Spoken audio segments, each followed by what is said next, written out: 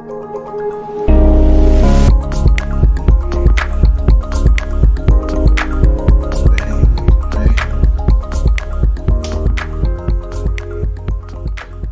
noite. Hoje a gente vai falar sobre comunicações. Livro 10, Gerenciamento de Comunicações. A gente vai falar um pouquinho sobre as dimensões da comunicação. Nós temos diversas maneiras. A gente pode classificar as comunicações corporativas de diversas maneiras. Eu vou mostrar algumas maneiras para vocês.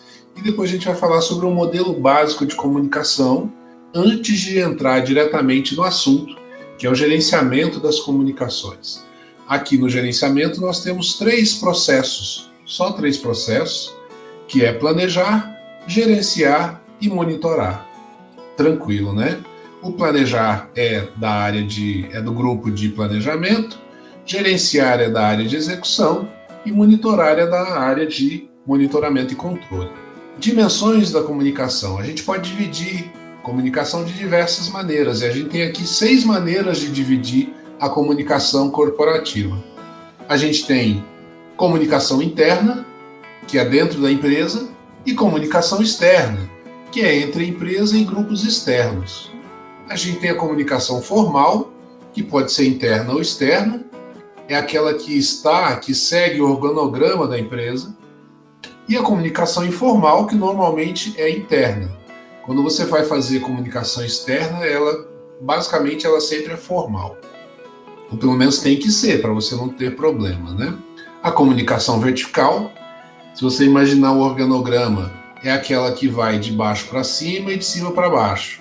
E a comunicação horizontal é aquela que se espalha horizontalmente, ou seja, as pessoas no mesmo nível hierárquico. A comunicação oficial é a comunicação formalizada pela empresa e a não oficial é uma comunicação informal, assim como foi classificada aqui em cima.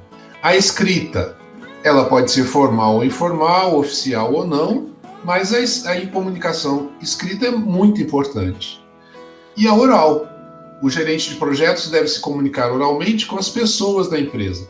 É sempre importante que no ambiente corporativo ou qualquer ambiente profissional a gente fique atento à comunicação escrita em relação à comunicação oral, porque a comunicação escrita documenta as coisas. Então, no futuro, se você for cobrado sobre alguma situação e você se comunicou com alguém apenas oralmente, vai ser muito difícil você provar o seu ponto de vista. Então, eu sugiro que vocês sempre se comuniquem através de comunicação escrita, que seja e-mail, que seja mesmo mensagem em WhatsApp, mas que seja uma comunicação que fique documentada. Você pode ter que resgatar isso daí no futuro. Tá? A comunicação verbal é aquela realizada através da fala, e a não verbal é aquela que você se comunica através da sua postura e dos seus gestos. E aí existe toda uma teoria da comunicação, que aqui a gente está chamando de modelo básico de comunicação. Então observem aqui que você tem nessa figura uma série de conceitos. Primeiro o conceito do emissor, que é aquele que mandou a mensagem. Do outro lado nós temos o receptor, que é quem recebe a mensagem. O meio é por onde essa mensagem vai ser enviada. Então, se você estiver utilizando um telefone, a linha telefônica é o meio, né? Você pode aqui ter também quem faz o quê na comunicação. O emissor, ele codifica, envia um código e, do outro lado, decodifica. O que pode atrapalhar essa comunicação é quando você tem um ruído que geralmente é causado pelo meio. O ruído geralmente ele dificulta o entendimento da mensagem. E quando você quer ter um controle para ter certeza que a mensagem foi recebida e decodificada de forma adequada, você vai solicitar um feedback do receptor. Então temos aqui nesse quadro todos os conceitos importantes que a gente pode imaginar em relação à comunicação. Isso aqui é chamado de modelo básico da comunicação, certo? Vamos também entender que existem 3 métodos de comunicação. A comunicação interativa, que é a comunicação de 2 vias, como se fosse uma conversa. Tanto o emissor ele é receptor, como o receptor do outro lado também é emissor. Então imaginem duas pessoas conversando. Isso é uma comunicação interativa. É uma comunicação feita em duas vias. A ativa, também conhecida como push, é quando é direcionada para usuários específicos, como um e-mail informativo para a organização sobre o projeto e o seu andamento. E tem a comunicação passiva, que é chamada em inglês de pull. É quando enviamos para todos os usuários de uma base um jornal, mídia de massa, e-learning e assim por diante. Então observem que existe toda uma ciência para a comunicação para que a gente possa fazer com que a comunicação, principalmente corporativa, que a gente está tratando aqui, seja o mais eficiente possível. E um dos grandes problemas de comunicação é esse tal de ruído que fica aqui no meio, atrapalhando a mensagem e atrapalhando a decodificação da mensagem. O gerenciamento de comunicação, então, inclui os processos necessários para garantir que as necessidades de informações do projeto e das partes interessadas sejam satisfeitas, com desenvolvimento e implementação de atividades projetadas para realizar a troca eficaz de informações. O gerenciamento das comunicações consiste em duas partes. A primeira é desenvolver uma estratégia para garantir que a comunicação seja eficaz para as partes interessadas, e a segunda parte é realizar as atividades necessárias para implementar a estratégia de comunicação. Então nós temos aqui um primeiro processo de planejamento, que é a primeira parte, e a segunda parte é o gerenciamento e o monitoramento da comunicação, certo? Já partindo por primeira etapa, vocês viram que cada área de conhecimento tem sempre o seu planejamento, né? Se não me engano, acho que é apenas a última área. Não, a última área também tem. Então, aqui no gerenciamento de comunicações, vocês podem ver aqui o termo de abertura do projeto, plano de recurso e partes interessadas, documentação de requisitos e registro das partes interessadas e fatores ambientais e ativos, chegando no processo de planejar o gerenciamento de comunicações. E daqui a gente tira o quê? O plano de gerenciamento de comunicações, além de algumas atualizações. Planejar o gerenciamento de comunicações, então, é o processo de desenvolver uma abordagem e um plano adequados para atividades de comunicação do projeto, com base nas necessidades de informação de cada parte interessada ou grupo, de ativos organizacionais disponíveis e das necessidades do projeto. O principal benefício desse processo é a abordagem documentada, para envolver as partes interessadas com eficácia e eficiência, apresentando informações relevantes de forma oportuna e na hora que são necessárias, né? Eu vou sair aqui um pouquinho, porque no nosso próximo slide, a gente tem aqui as ferramentas e técnicas. Aqui no livro 10, nós temos as entradas, que eu já havia citado para vocês. Todas elas já foram documentadas e explicadas em ocasiões anteriores. Como ferramentas e técnicas, a primeira delas é a opinião especializada. Essa a gente já falou em tudo quanto é área de conhecimento que a gente já viu. Quando você precisar de alguém para melhorar, planejar, executar alguma parte da área de comunicações, você pode chamar um especialista na área para te ajudar. E tem também a análise de requisitos das comunicações.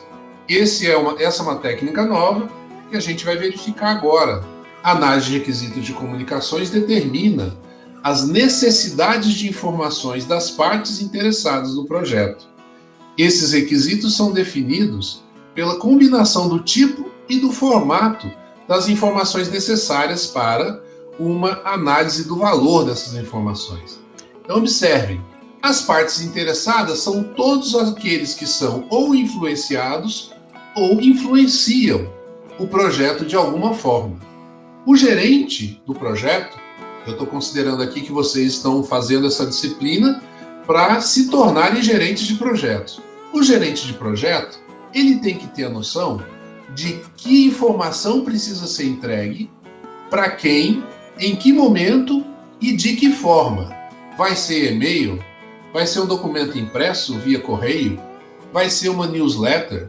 vai ser um arquivo de áudio. Então a gente tem que ter noção de como cada parte interessada no projeto precisa receber as informações selecionadas. As fontes de comunicação normalmente usadas para identificar e definir os requisitos de comunicação do projeto incluem. Então, o que a gente pode usar para poder definir quais serão os requisitos de comunicação? Os requisitos de informação e comunicação das partes interessadas, a partir do registro das partes interessadas e do plano de engajamento das partes interessadas. O número de canais ou vias de comunicação em potencial, incluindo comunicação 1 a 1, 1 para muitos e muitos para muitos. Os organogramas também podem definir como vai ser a comunicação e o grau de sigilo das informações que serão repassadas. A organização do projeto e responsabilidades, relacionamentos, interdependências das partes interessadas. A abordagem de desenvolvimento que vai ser adotada. Disciplinas, departamentos especializados envolvidos no projeto. Logística de quantas pessoas estarão envolvidas no projeto e em que locais. Necessidades de informações internas, por exemplo, na comunicação dentro das organizações.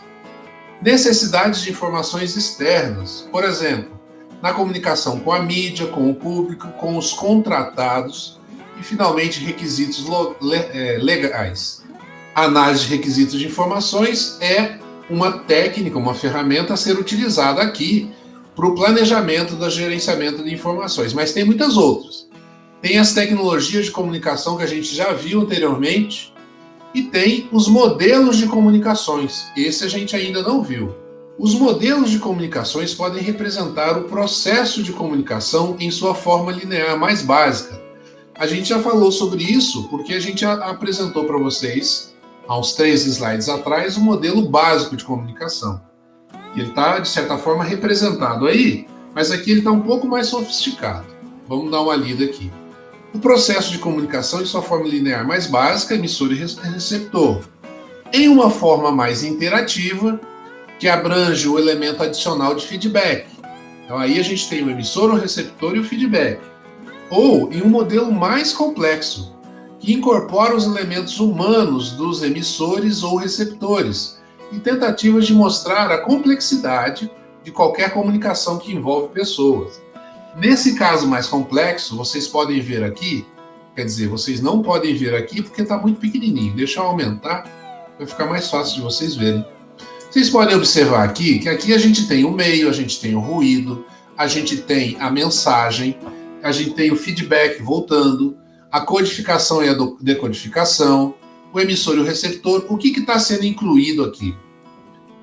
Primeiro, o estado emocional atual do emissor e o estado emocional atual do receptor.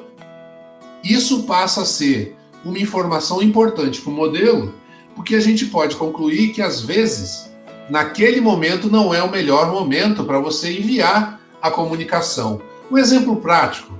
Vamos dizer que você resolva mandar uma newsletter para todos os gerentes da empresa, informando como que está o funcionamento do projeto. Seria melhor você mandar isso no início do dia ou no final do dia? Manda às 8 da manhã ou manda às 6 da tarde? O que vocês me dizem? 8 da manhã, né? O cara tá com a cabeça fresquinha. Exatamente. É uma questão de estado emocional. A pessoa vai receber... O que acontece quando você está a 1 minuto de ir embora para casa? Hoje em dia a gente não vai mais embora para casa, né? Pelo menos eu não.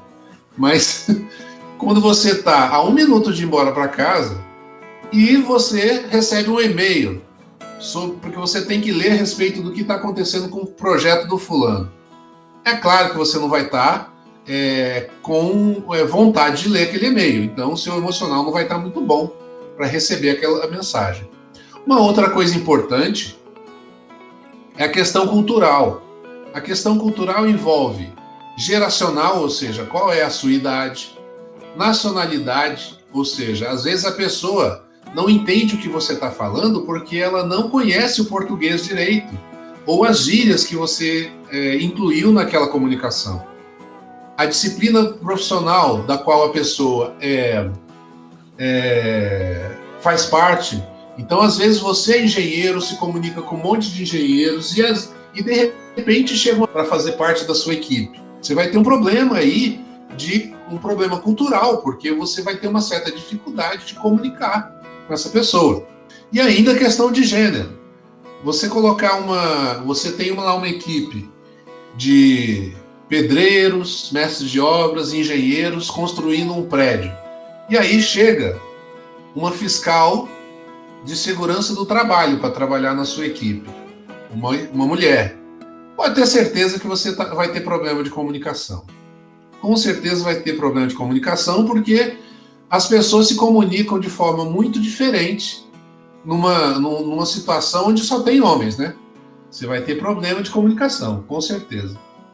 E ainda problemas de tendência de personalidade também podem impactar na comunicação. Então observem que esse modelo que está aqui, ele não é básico, ele é bem mais elaborado do que aquele que eu mostrei nos slides anteriores. Quais os modelos de comunicação que a gente tem, então? Aqui estão mostrando os três. O básico, que eu já apresentei, o modelo de comunicações interativo, onde a gente tem a questão do feedback, e o modelo de comunicação multicultural, que apresenta desafios para garantir que o significado da mensagem foi entendido.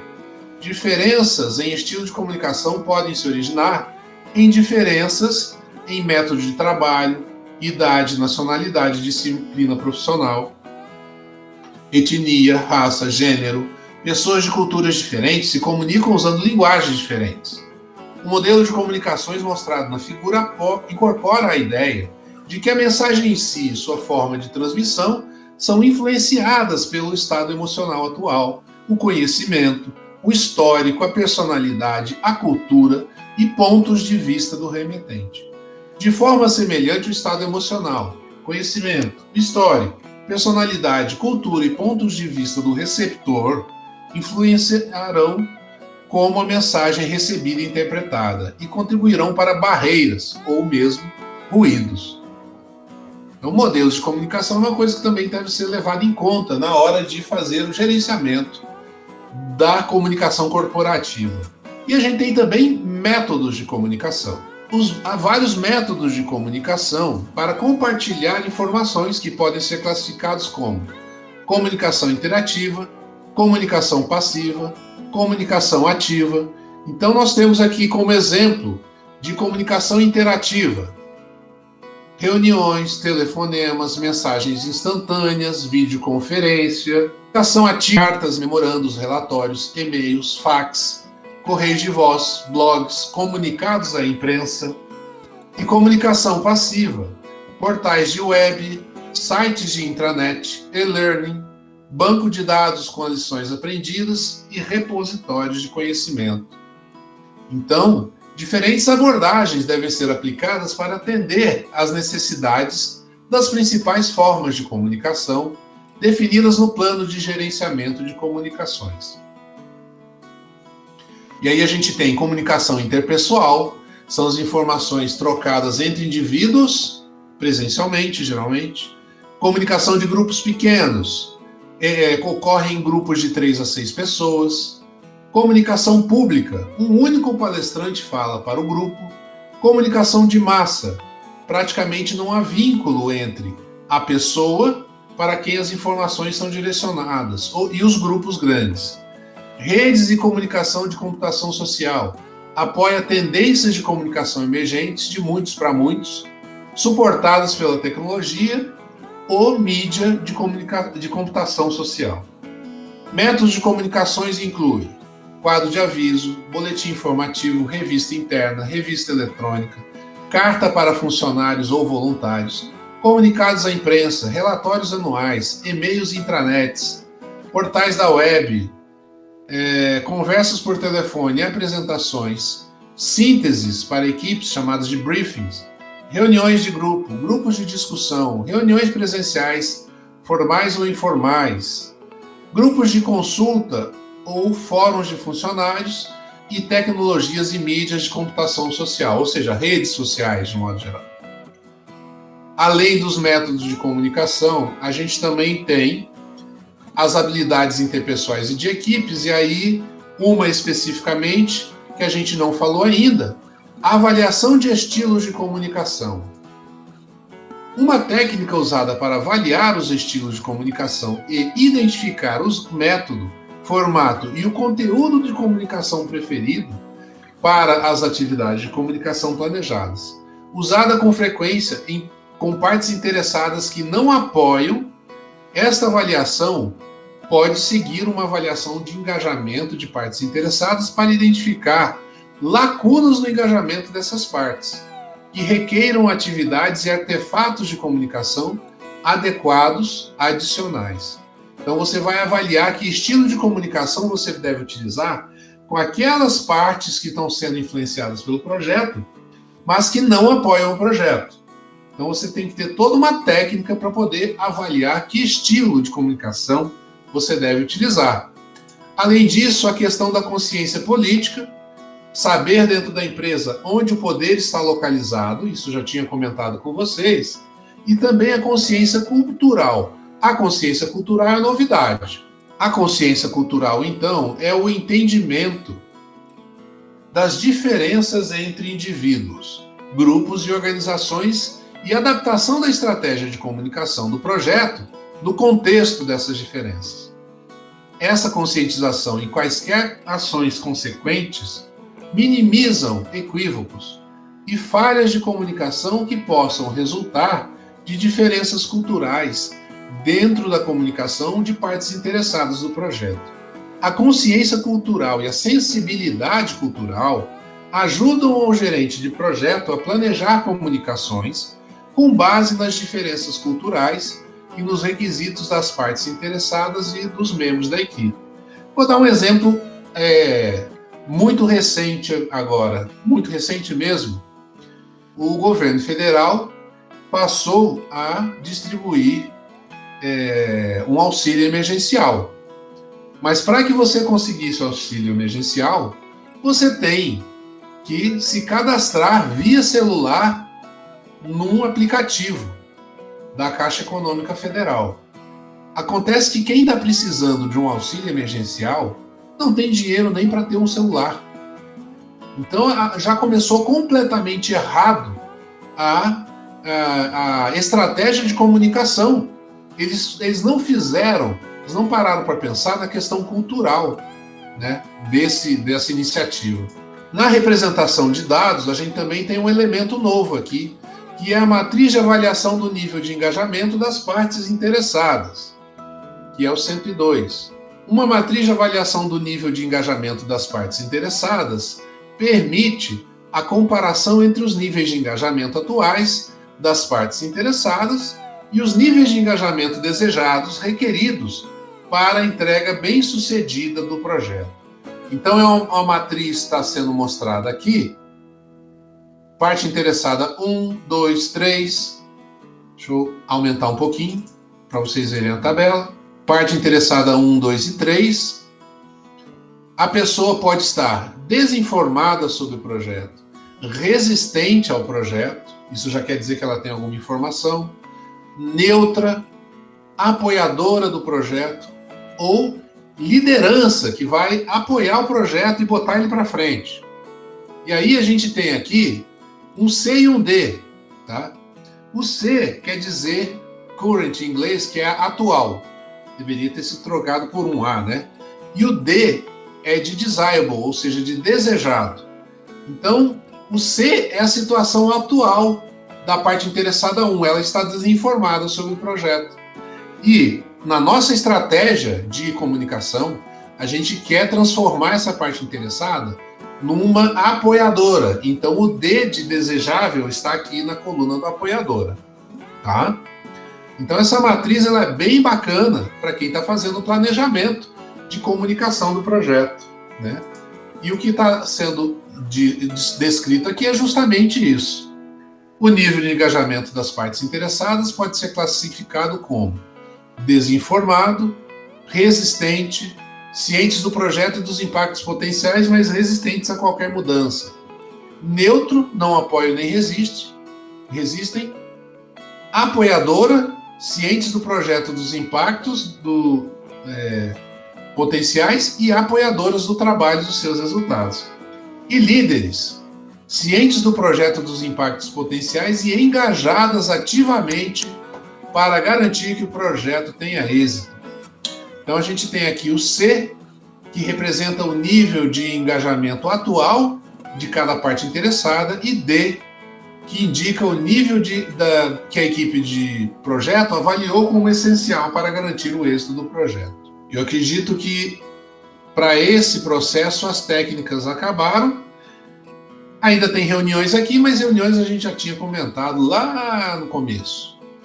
Na parte das saídas, vocês veem que do 2 e o 3 são apenas atualizações, mas o plano de gerenciamento de comunicações é um documento que a gente ainda não tinha verificado. Então vamos a ele aqui. O plano de gerenciamento das comunicações é um componente do plano de gerenciamento do projeto que descreve como as comunicações do projeto serão planejadas, estruturadas, implementadas e monitoradas para maior eficácia. O plano de gerenciamento de comunicações pode incluir diretrizes e modelos para reuniões de andamento do projeto, reuniões da equipe do projeto, reuniões eletrônicas e mensagens de e-mail.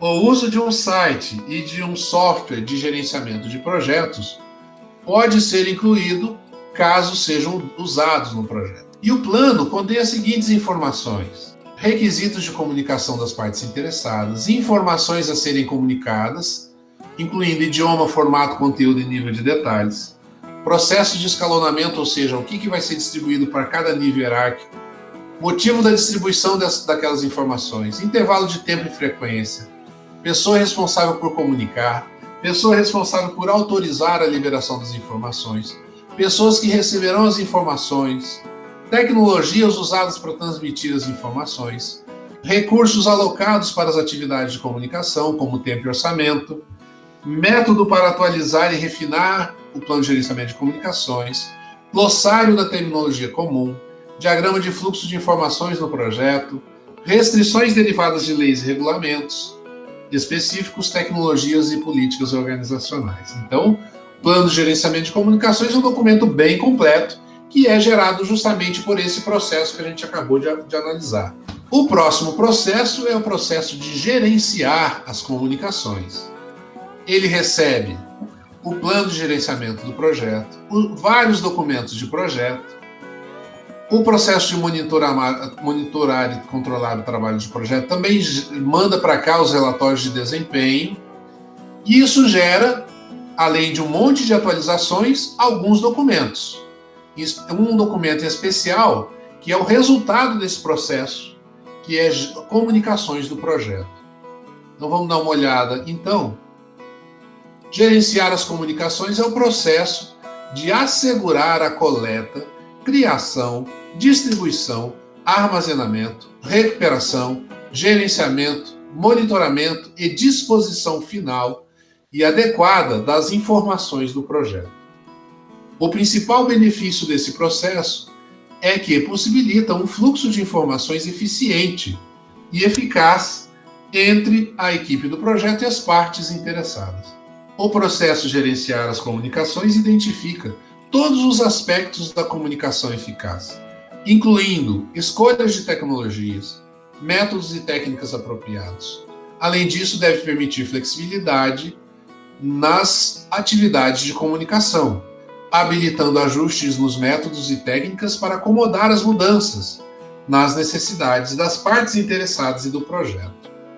E aí nós temos os processos aqui descritos. Observem que ele recebe uma infinidade de documentos de entrada, todos eles já relatados para a gente anteriormente. Também gera uma série de documentos de saída, onde o único novo é comunicações de projeto, mas até esse já foi explicado anteriormente nas nossas aulas. Temos aqui várias ferramentas e técnicas, tecnologia de comunicação, métodos de comunicação, e uma que a gente não tinha visto ainda, que são as habilidades de comunicação. As habilidades de comunicação. As técnicas de comunicação que podem ser usadas para esse processo incluem competência de comunicação, uma combinação de habilidades de comunicação adaptadas, que consideram fatores como clareza de propósito em mensagens principais, relacionamentos e compartilhamento de informações eficazes e comportamentos de liderança. Então você tem que ser uma pessoa competente como comunicador, se você for gerente de um projeto.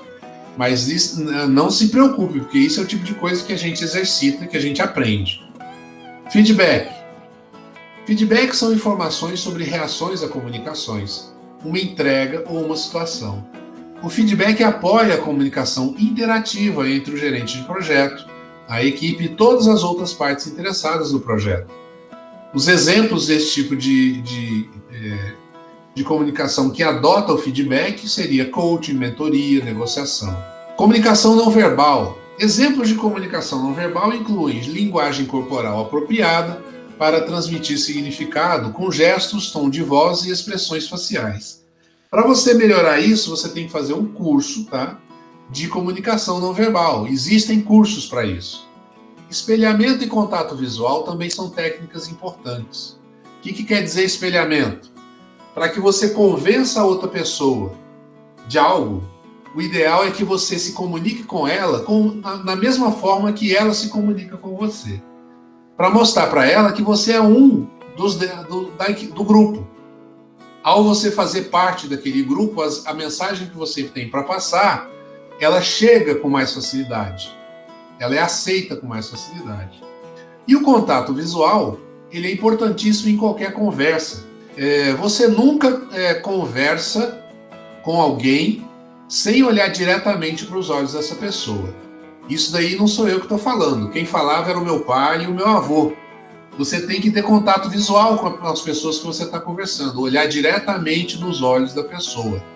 Porque se você não fizer isso, você vai passar uma mensagem de pouco confiável. E ninguém quer ser entendido como pouco confiável no momento que você está tentando convencer alguém de alguma coisa, né? Os membros da equipe devem estar cientes de como estão se expressando, tanto com o que dizem como com o que não dizem. Apresentações. Uma apresentação é uma entrega formal de informações e ou documentação. As apresentações claras e eficazes de informações do projeto para partes interessadas relevantes podem incluir relatórios de progressos e atualização de informações para as partes interessadas, informações de histórico para apoiar os processos decisórios, informações gerais sobre o projeto e os seus objetivos, com o fim de dar visibilidade ao perfil de trabalho do projeto e equipe, informações específicas com o objetivo de ampliar o entendimento e o apoio do trabalho e dos objetivos do projeto. As apresentações terão êxito quando o conteúdo e a entrega considerarem o público, as expectativas e necessidades e os objetivos do projeto e da equipe do trabalho. Então você, como gerente de projeto, você vai ser chamado para apresentar o estado atual do seu projeto. Mesmo que ele ainda não tenha começado, e depois, quando ele já tiver terminado, você também vai ser chamado para fazer apresentações. Então você deve fazer com que elas sejam o mais eficientes possíveis para passar a mensagem. Então, além disso, a gente tem os sistemas de informação e gerenciamento de projetos, sistema informatizado, e os relatórios de projeto. O que são os relatórios de projeto? É o ato de coletar e distribuir informações do projeto. As informações do projeto são distribuídas para muitos grupos de partes interessadas e devem ser adaptadas para fornecer informações com o nível, formato e detalhamento apropriados para cada tipo de parte interessada. O formato pode variar de uma simples comunicação até relatórios e apresentações personalizados mais elaborados. As informações podem ser preparadas periodicamente ou pontualmente. Apesar dos relatórios de desempenho de trabalho serem a saída do processo monitorado e controlar o trabalho do projeto, este processo desenvolve relatórios ad hoc ou ad hoc, apresentações de projeto, blogs e outros tipos de comunicação sobre o projeto. Aqui a gente ainda tem as habilidades de equipe que todo gerente de projeto precisa ter: escuta ativa, gerenciamento de conflitos, consciência cultural, gerenciamento de reuniões, consciência política, rede de relacionamentos e utilizar da técnica de reuniões, tudo que a gente já tinha falado anteriormente. E na saída, uma série de atualizações e processos de saída, documentos de saída que já haviam sido mostrados também. E aí vem o processo de monitorar as comunicações. Para monitorar as comunicações, eu preciso do plano de gerenciamento de projeto, dos documentos do projeto e do processo orientar e gerenciar o trabalho do projeto. A gente gera aqui uma série de atualizações, solicitações de mudança e informações sobre o desempenho do trabalho. Monitorar as comunicações, então, é o processo de garantir que as necessidades de informações das partes interessadas sejam atendidas. O principal benefício deste processo é o fluxo otimizado de informações, conforme definido no plano de gerenciamento das comunicações e no plano de gerenciamento das partes interessadas.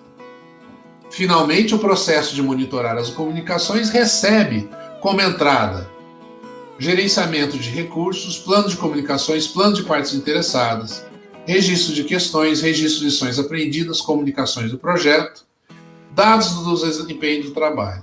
Como ferramenta e técnica que é utilizada para monitorar as comunicações, a opinião especializada, os sistemas de informações informatizado, a matriz de avaliação do nível de engajamento que a gente apresentou lá em cima, aquela tabelinha dizendo onde a gente quer que a parte interessada esteja engajada, observação e conversação e reuniões.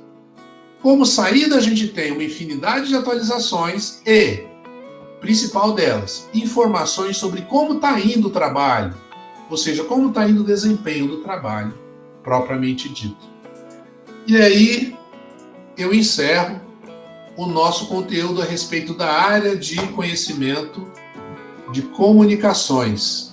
Bom, eu estava falando que essa área de conhecimento de comunicações, ela realmente é mais simples, né? Mexer com comunicação não é uma coisa muito complexa. Você sabendo onde você quer colocar as suas partes interessadas em questão de engajamento, você já está com meio caminho andado. Porque aí você define um projeto de comunicação específico para cada área de interesse, ou seja, quem influencia ou vai ser influenciado pelo projeto, de forma a melhorar esse engajamento. Então, é com a comunicação que a gente vai convencer as pessoas a engajar no projeto, tá certo? Essa é a ideia. Agora, a nossa próxima área de conhecimento, que a gente vai ver semana que vem, essa é bem mais complexa, porque é fazer análise de riscos. É uma coisa que é bem mais complexa do que você mexer com comunicação.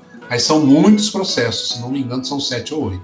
Agora eu vou apresentar para vocês a tarefa do dia.